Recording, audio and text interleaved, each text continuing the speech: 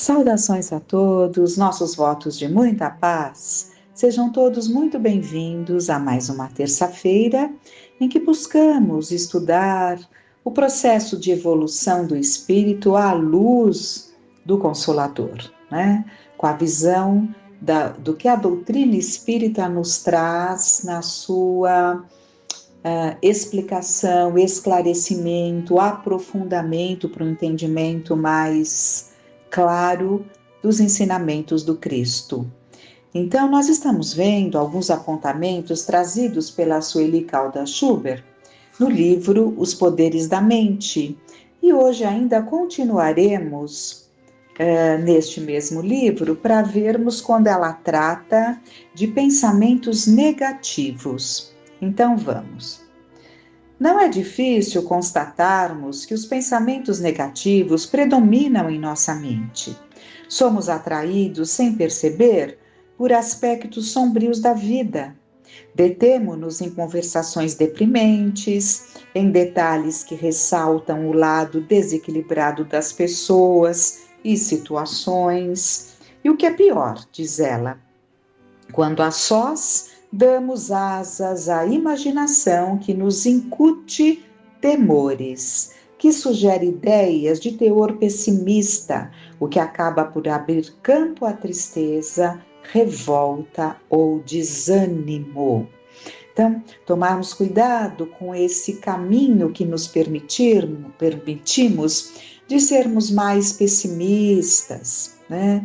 Vendo sempre tudo pelo lado mais difícil, vamos nos viciando a viver dessa forma, a sentir desta forma. Quando ela fala aqui que esse comportamento nos leva a abrir campo para a tristeza. Uma pessoa muito pessimista, evidentemente que ela se torna uma pessoa triste, podendo ali, se não houver uma mudança nesse sentido, a trazer ali um desânimo, uma tristeza crônica, caminhando para a depressão ou já tendo a depressão instalada. E a revolta, porque o lado pessimista, ele nasce muitas vezes de uma revolta. De uma revolta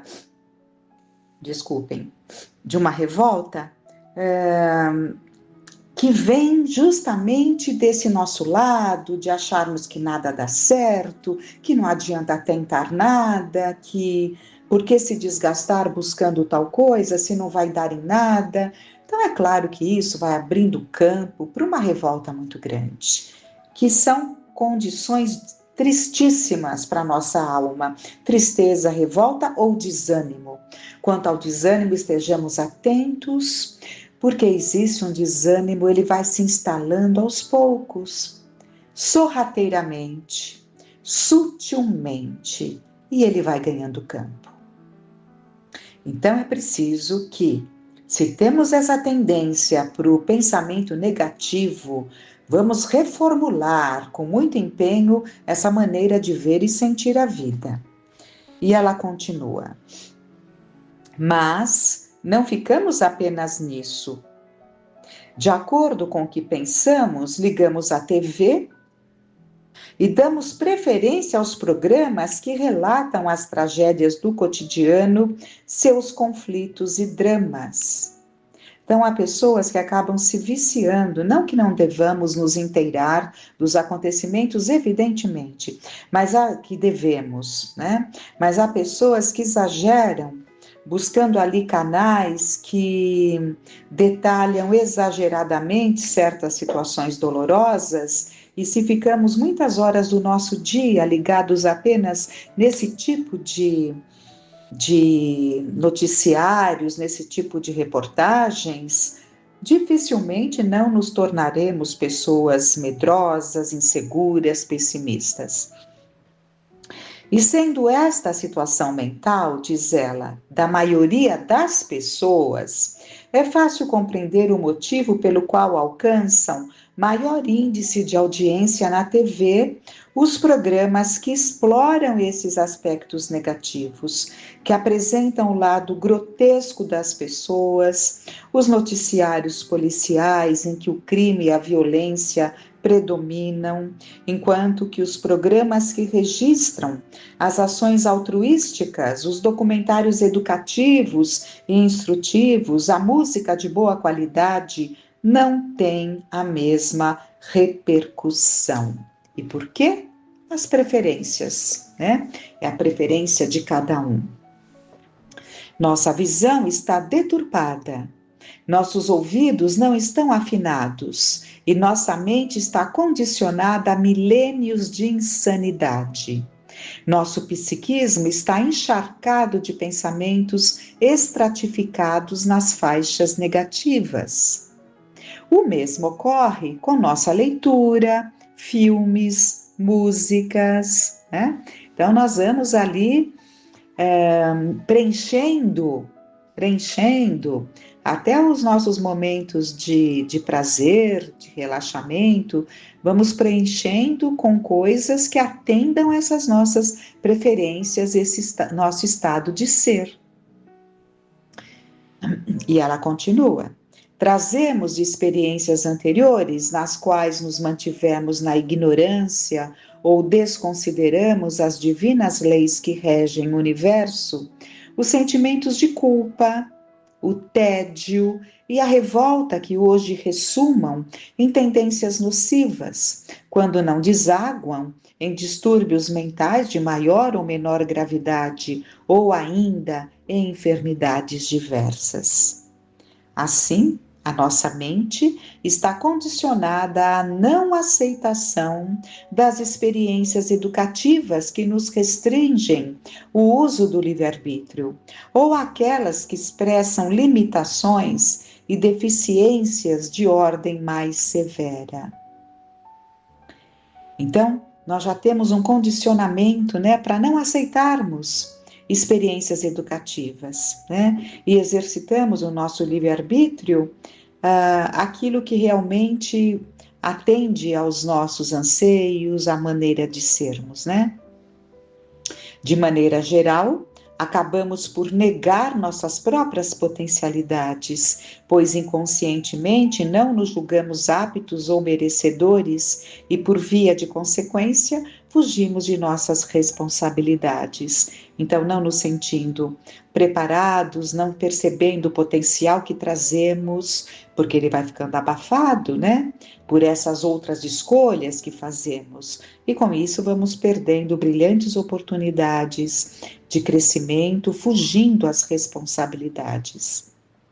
Ressumam de tudo isso pensamentos do tipo: eu não consigo, não quero, não posso, não sei, não aguento, não sou capaz, não tenho forças, não suporto, não, né?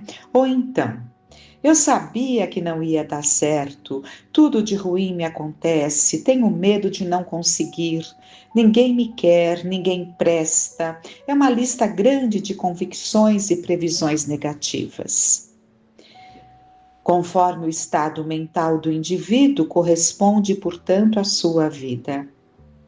E nesse ninguém presta, nós estamos vendo muitas pessoas agora canalizando todo o seu potencial de amor para os animais. Devemos sim canalizar o nosso potencial de amor aos animais, né? Nossos irmãos em desenvolvimento tão queridos, mas percebe-se uma transferência.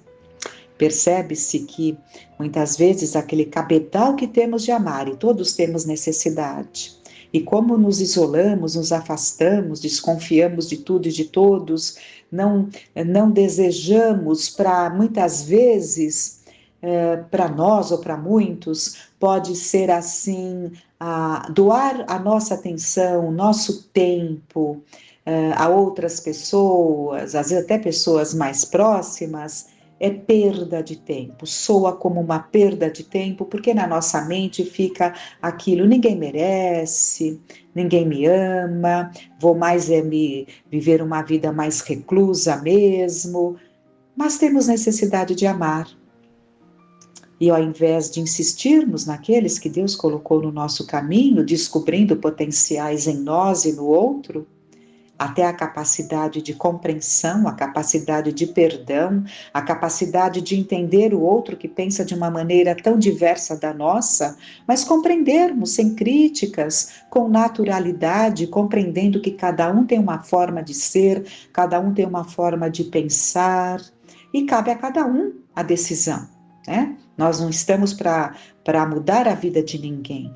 Então, por essa necessidade de amar, muitos afastam-se, fecham-se e canalizam para animais de uma forma muitas vezes doentia. E continuando, conforme o estado mental, como vimos, do indivíduo, corresponde, portanto, à sua vida. Diz Emmanuel, a propósito, de forma muito bela. Então, diz Emmanuel, a propósito, de forma muito bela, ele nos diz: nossos pensamentos são paredes em que nos enclausuramos ou asas com que progredimos na ascese, quer dizer, na ascensão, né? Como pensas, diz ele, viverás. Nossa vida íntima, nosso lugar. Recolhe-te e enxergarás o limite de tudo que te cerca. Expande-te e encontrarás o infinito de tudo que existe. Maravilhoso! É no livro Fonte Viva, de Emmanuel, psicografado pelo Chico Xavier. E a Sueli Caldas continua. Enclausurados nos pensamentos negativos cultivados vida fora, é natural que as dificuldades se agravem e as alterações físicas venham a surgir como decorrência. Esclarecendo essas implicações, Joana de Ângeles leciona com a profundidade que lhe é peculiar. Então vamos lá, Joana de Ângeles. A vida mental responde pelas atitudes comportamentais, expressando-se em forma de saúde ou doença, conforme o teor vibratório de que se revista. O bombardeio de petardos são pensamentos negativos, então, o bombardeio de petardos contínuos, portadores de alta carga destrutiva, agindo sobre os tecidos sutis da alma, desarticula as engrenagens do perispírito, que reflete no corpo e na emoção as enfermidades de etiologia difícil de ser detectada pelos métodos comuns, né?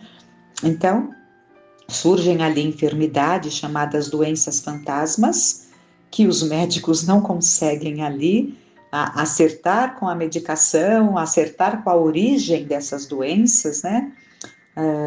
Não se encontra o órgão que está afetado. É claro que o tempo em que nos permitimos viver assim, acaba havendo lesões. Aí já se tornam doenças realmente que têm ali as suas marcas no físico, né? Mas por um bom tempo elas ficam sem um diagnóstico adequado, porque são de difícil entendimento e nascem desse bombardeio de pensamentos negativos.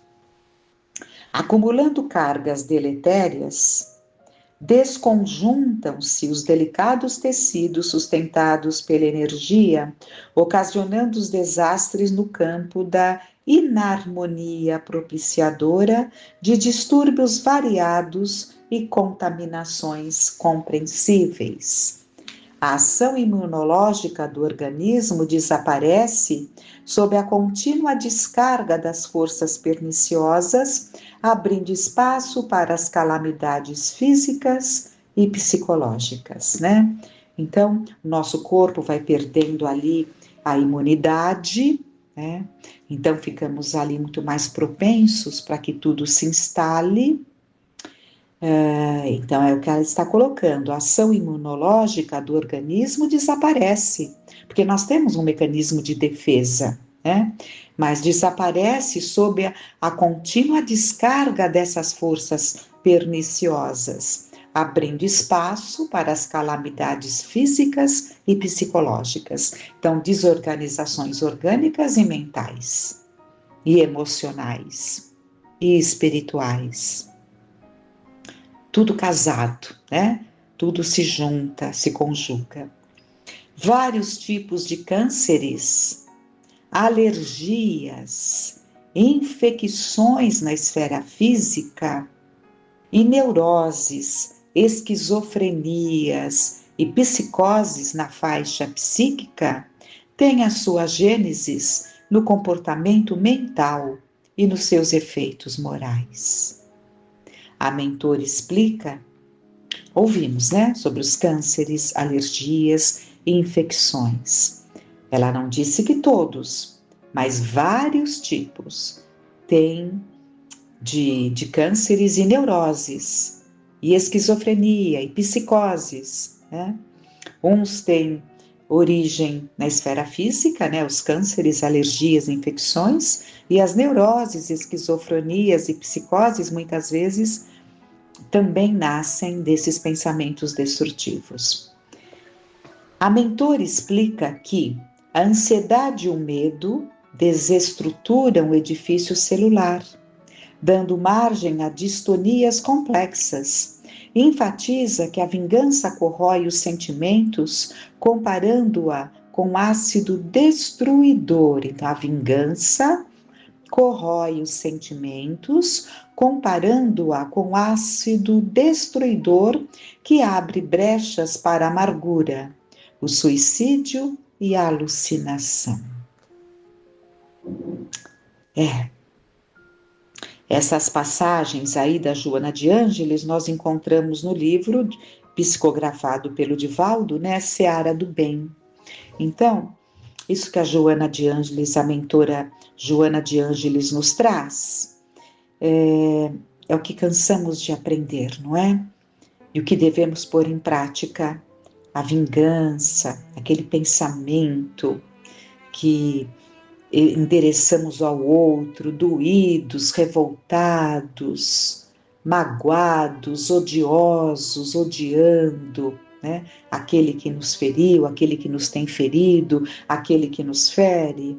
Não nos esqueçamos de que esses processos de vingança, quando os obsessores se decidem, e o obsessor tanto faz estar com corpo de carne ou não, se decide a um processo de vingança, muitas vezes até mental. O obsessor se aproxima da sua vítima, né? Daquele que se torna vítima, no caso, né? Mas nós, com corpo de carne, também podemos influenciar muito o pensamento daquele a quem odiamos, daquele a quem por quem nós nos sentimos feridos, ultrajados. Só que nós nos esquecemos que o primeiro a tomar o veneno da vingança é aquele que odeia, é aquele que persegue, é aquele que destila esses pensamentos infelizes. Como ácido destruidor, como ela fala. E esse ácido destruidor, o ácido corrói, ele abre brechas para a amargura, o suicídio e a alucinação. Muito, muito bom. Isso dentro dos pensamentos negativos, né? Vamos ver, para completar então, os pensamentos positivos. É importante termos em mente que o espírito é herdeiro de si mesmo. Tudo que somos hoje tem as suas causas no ontem, no passado, quando não decorrem de ações viciosas do presente. Portanto, a cada dia preparamos a nossa herança para os dias vindouros. Pensamentos positivos anulam os de teor negativo. Então, pensamentos positivos é que vão diluir, anular os de teor negativo. Ideias enobrecedoras substituem as que nos condicionam às torpezas, à crueldade, à revolta, que constituem a maior parte da nossa bagagem íntima. Ela afirma, e com razão, que na nossa bagagem íntima nós temos muito de torpezas, de crueldade, de revolta, que faz parte da nossa bagagem.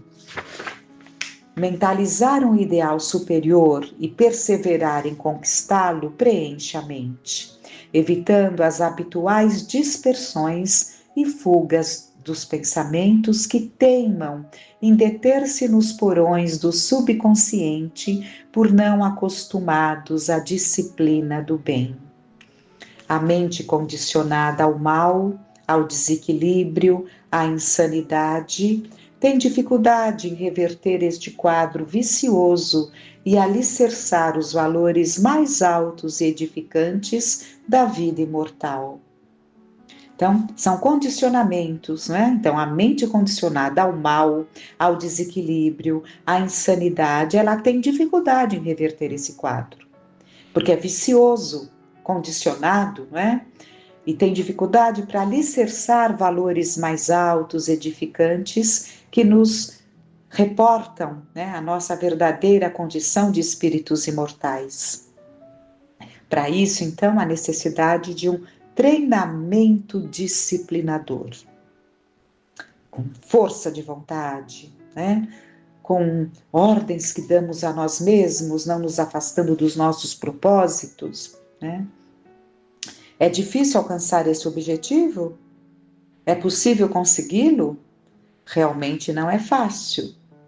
Como não é fácil vencer as etapas da vida, criar hábitos de higiene na fase infantil, aprender a ler e a escrever, passar no vestibular, educar-se, educar os filhos e outras ocorrências da existência terrena. Sim, é possível conquistar essa disciplina mental. Assim o fazem os mestres orientais que se empenham neste controle. Vejamos agora a questão da dor.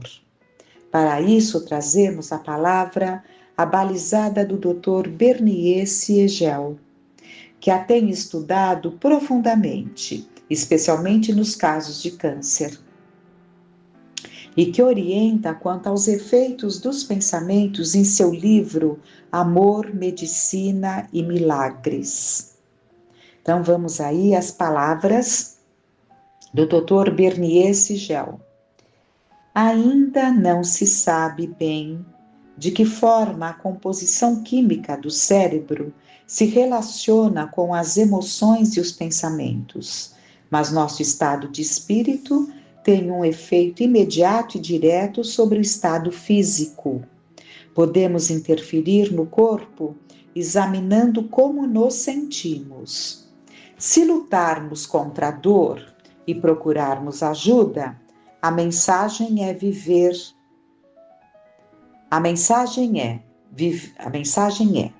aspas, viver é difícil, mas desejável, caso em que o sistema imunológico entre em ação para nos manter vivos.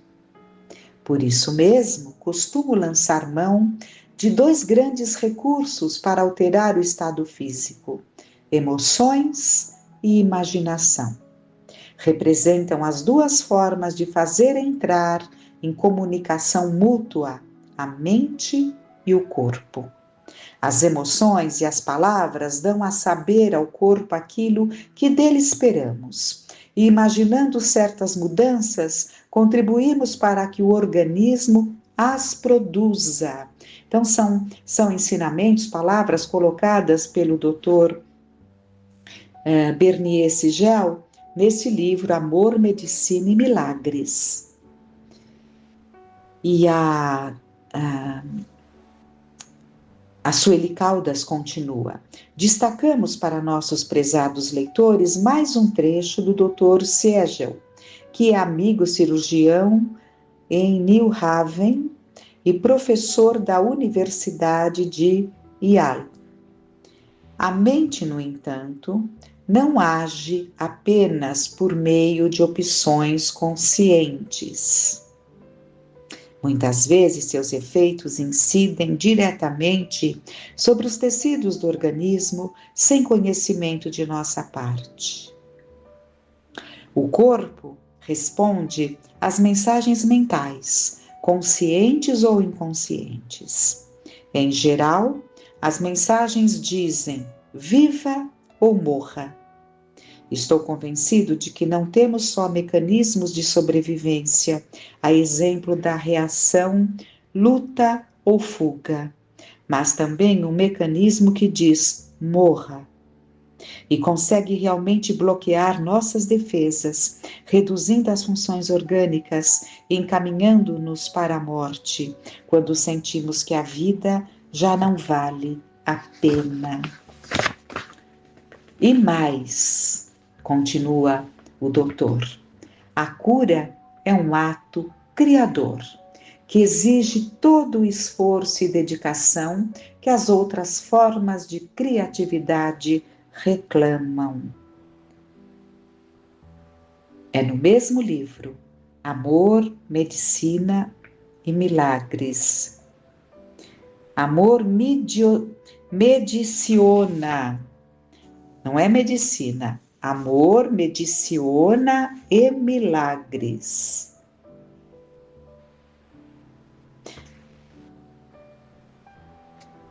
Não, no rodapé está mediciona, mas deve ser um equívoco, porque no texto do livro, Amor, Medicina e Milagres, ou é a tradução, não importa. Vamos lá. Finalizando com o próprio Dr. Siegel, citando um trecho do livro Há um arco-íris atrás de cada nuvem escura, e é um livro dele também. Quando a gente para pensar em quantas coisas nós não conhecemos, né? De pessoas ali tão preparadas que estão encarnadas entre nós em todos os campos, aqui no caso na medicina, para trazer esse olhar para a doença, compreendendo que muitas vezes o doente é mais o ser, né? Mais o ser do que o corpo, né? E a gente pensa, meu Deus, quanta coisa maravilhosa, né? Quanta coisa maravilhosa. Então, mas nesse livro há um arco-íris atrás de cada nuvem escura. Ele coloca: a mente é capaz de tudo. Podemos aprender a controlar a mente e optar por sermos felizes por dentro, com o coração sorridente, a despeito daquilo que se passa conosco por fora. Muito, muito bom. Aqui ele colocou com as palavras dele aquilo que Jesus pede para os seus discípulos, que todo discípulo tem que trazer esse contentamento na alma. E é um contentamento independente do que está no nosso entorno, na nossa vivência, naqueles tempos, naquela situação que estamos vivendo. Por isso que ele fala, né? Um coração sorridente por dentro, a despeito, independente do que se passa conosco por fora. Muito bom. Muitas reflexões, né?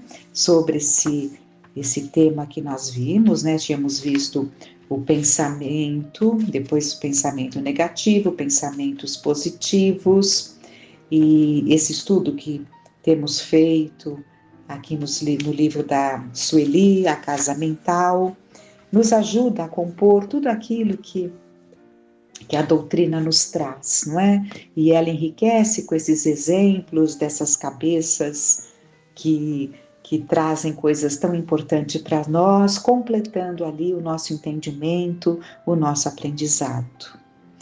Então, que fiquem para nós essas reflexões, isso nos ajuda a elevarmos a nossa condição, como acabamos de ver, né?